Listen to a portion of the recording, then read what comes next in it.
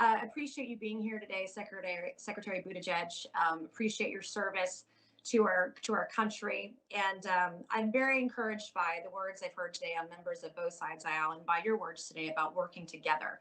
And I hope that we can do that. That's one of the primary reasons that I asked to be on transportation and infrastructure, because I wanted to find a place, given how divisive things are right now and in our country, to be able to be nonpartisan and to work together. And I hope that we can do that.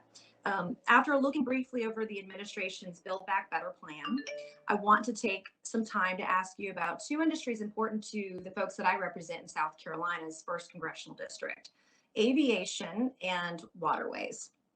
As you mentioned earlier in your remarks, the seaports of the United States are one of the top economic drivers for our country. And nowhere else is it more evident than in Charleston, South Carolina, where we have the Charleston port. And I represent the port, and it's 1 in 10 jobs for the state of South Carolina. Also, it's about $64 billion to our economy as well.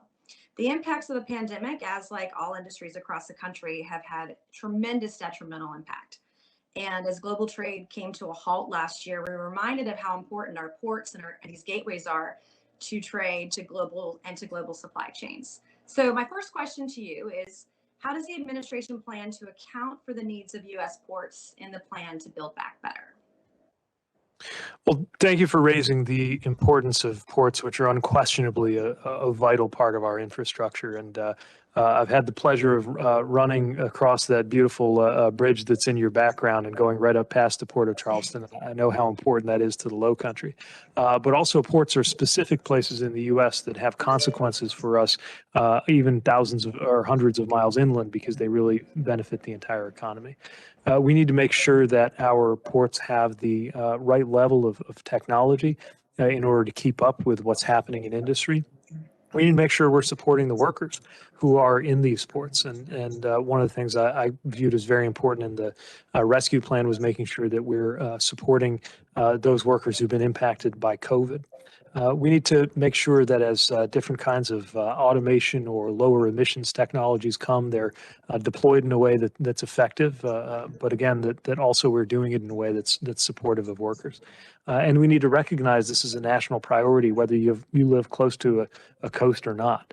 Again, this is one of those very interagency areas that implicates a lot of parts of the federal government, not just the DOT, but we stand ready to do our part to support the maritime sector and ports and communities like yours. Thank you. And will your office and the administration, I know we're going to sound like a broken record today, commit to working with the Port of Charleston, helping prioritize some of these investments in our infrastructure and our port here in Charleston, especially to be future-proof?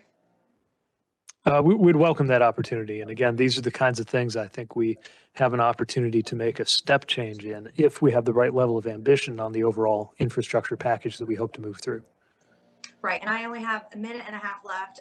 So I want to go to aviation, go from boats to airplanes real quick. Recently, the $1.9 trillion relief package to the Aviation Manufacturing Jobs Protection Provision established a 50-50 cost share program between the industry and the federal government. And I know that Boeing is also in my district. We have the Dreamliner 787 being manufactured here. They have a sizable presence, but they would be excluded from participation. And I believe they were going to pass on it regardless because they weren't going to intend to use federal relief grants. But the program is still of interest and to them and to me and to hundreds of workers and at the Boeing plant and elsewhere for those benefits. So do you have a timeline of when that program would be stood up in the future?